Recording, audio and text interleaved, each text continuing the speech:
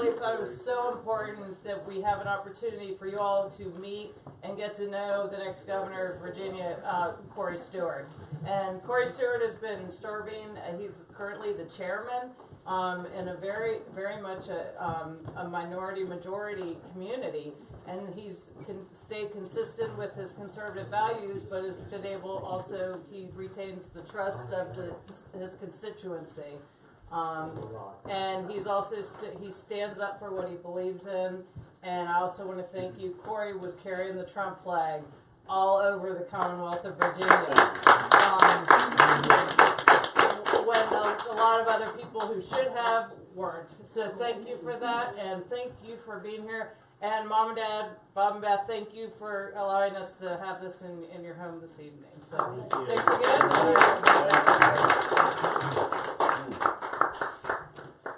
Wow. Well, thanks a lot, Mary. She's always been so good to me. 4 years ago, when I was running for lieutenant governor, I think we met maybe at the Starbucks or something. Yes.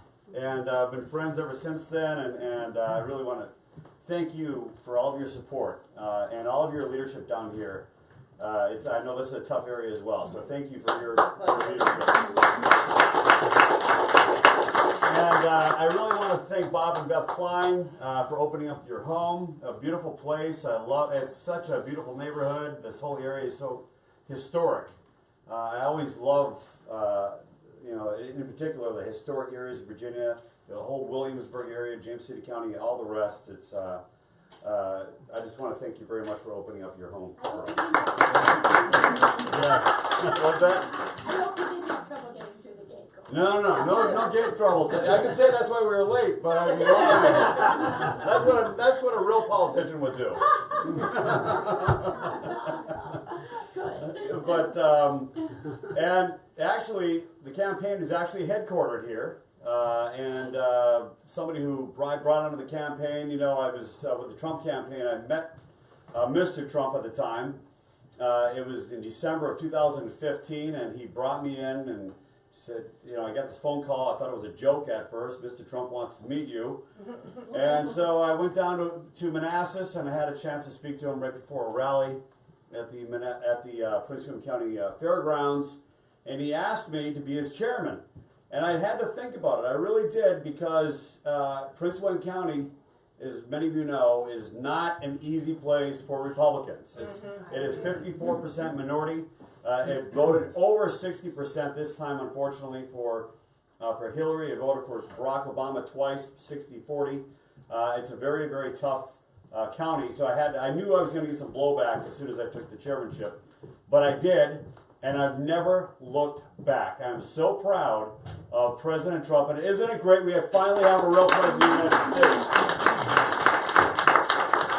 Trump campaign was great, but some of the other campaigns had great organizations. They had great organizations. The Cruz campaign, I like Ted Cruz too.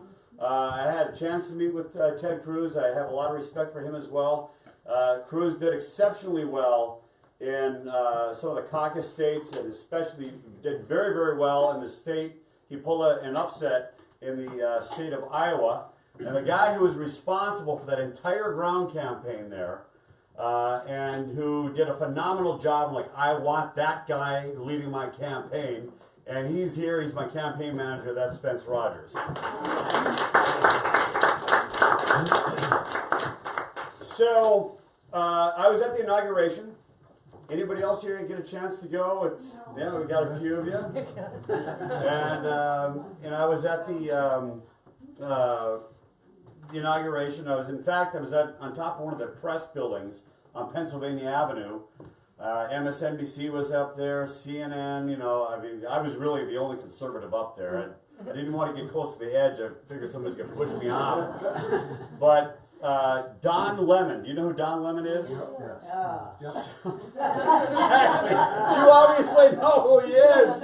Well named. He is Don Lemon, well named. Yeah. So he's there, and they've got a panel going on, and there's some booing in the audience as President Trump and his family are coming down Pennsylvania Avenue. And Don says, "Oh, look, they're booing Donald Trump." And nobody less than Andrew Cuomo said, "No, Don, they just introduced Nancy Pelosi." So anyway, the left is going crazy. They're absolutely going crazy. A few weeks ago, gosh, 5 weeks ago now, the city of Charlottesville voted to take down the statue of Robert E. Lee. Oh my God. Robert E. Lee. The statue's been there since 1924. So I went down there with an African American conservative activist. His name is Thaddeus Dion Alexander. He's had a couple of million Facebook views. He's a sensation. We went there to do a Facebook Live video saying why, what Charlottesville is trying to do is just plain wrong. That Robert E. Lee is a hero. He's a hero, not just a Virginia hero. He's an American hero. He was even before the war. He was a military hero, and he did not want to secede from the Union. He did not. And after the war was over, by the way, he didn't sit on the sidelines embittered. He could have, but he wanted to reconcile the country. He was a proud American. He wanted to bring the country back together. And so he did. And as a result of his efforts, our country came back together much quicker than it otherwise would have. And when he was president of Washington College, now Washington and Lee University, he expelled white students who attacked black citizens. He was truly an American hero. And so we went down there to defend him, and more importantly, to defend our heritage. It's so important that we do this. Well, we got mobbed.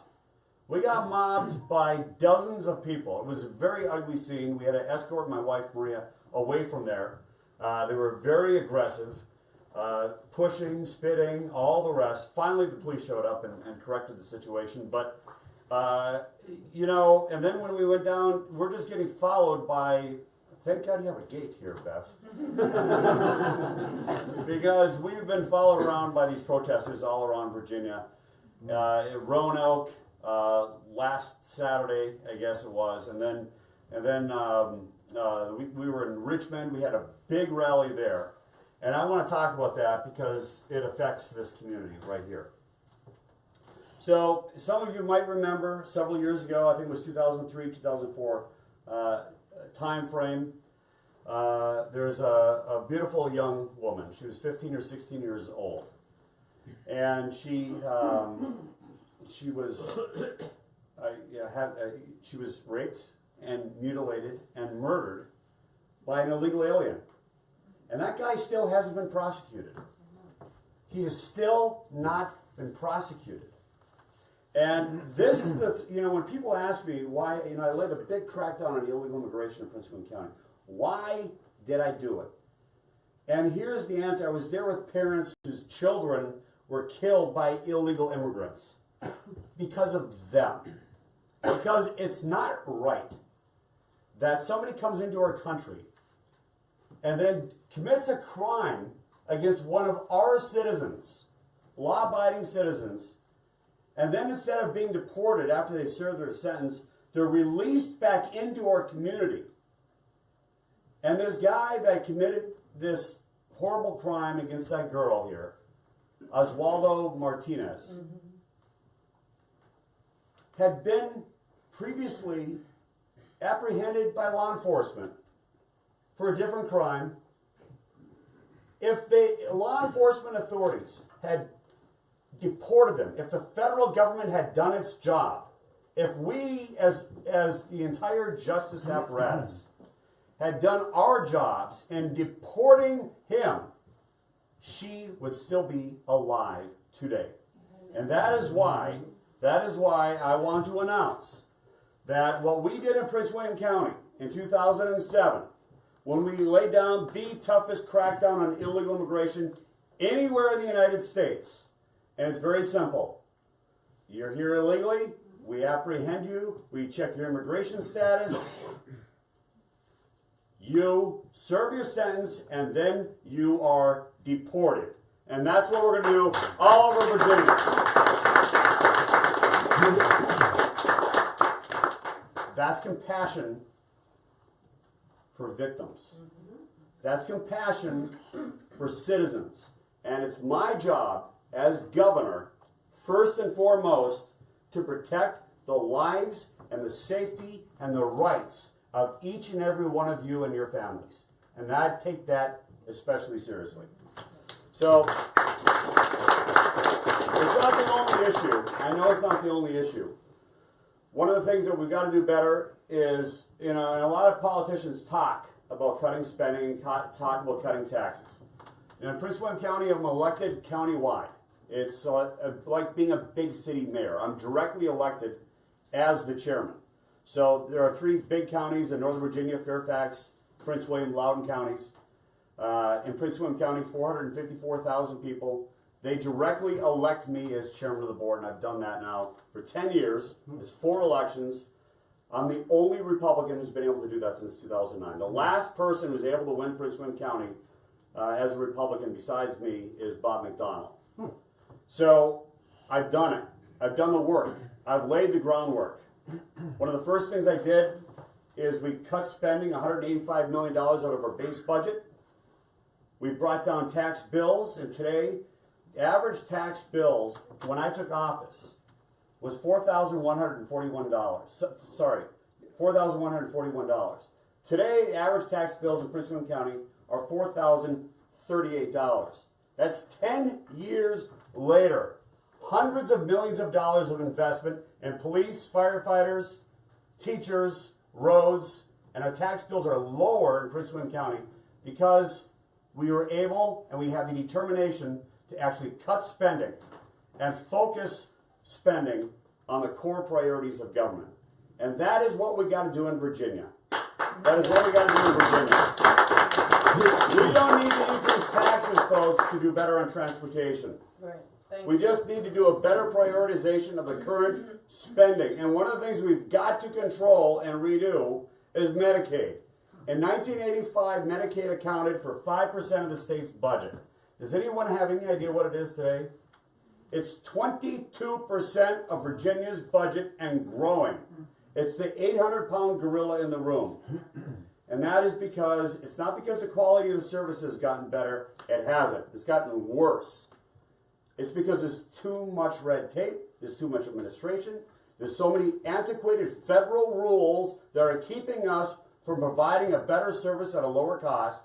So what we're going to do is we're going to work with the Trump administration, we're going to block grant Medicaid, and we are going to design a system for Virginians, by Virginians, that is lower cost, a better quality of care, and that is going to allow us to take the burden off of taxpayers. Especially here, we're competing with North Carolina. We're losing tens of thousands of jobs. 60,000 jobs in the last 6 years. The only way what we're going to be able to compete with states like North Carolina and Tennessee and others is this. North Carolina had a top marginal income tax rate of 6.75% in 2010. As of January 1st, it's now 5.49%. They've ratcheted down their income tax. We are stuck at 5.75%, on par with Maryland, the People's Republic of Maryland. Yeah. I'm not pointing at you, Bob. We got to ratchet it down. We're going to take Medicaid, we're going to block grant it, we're going to keep it stuck, we're going to bring it down to 20%, cap it, and with the growth that occurs in the economy, we're going to start ratcheting down the income tax, and within 1 year, we're going to drop the personal top marginal income tax rate in Virginia from 5.75% to 4.75%, and guess what's going to happen? Those jobs are going to start coming back to the Commonwealth. So, look, if you want to know one thing about me, and I'll finish with this, I never back down. I'm very, very stubborn. I've been brutalized by the left up there. I'm an absolute ruthless campaigner. I'm campaigning harder than anybody else in this race. I know how to win. I'm going to stick to my guns. And in 2016, when we took back the White House, in 2017, we're going to take back the governor's mansion here in Virginia. Thanks a lot.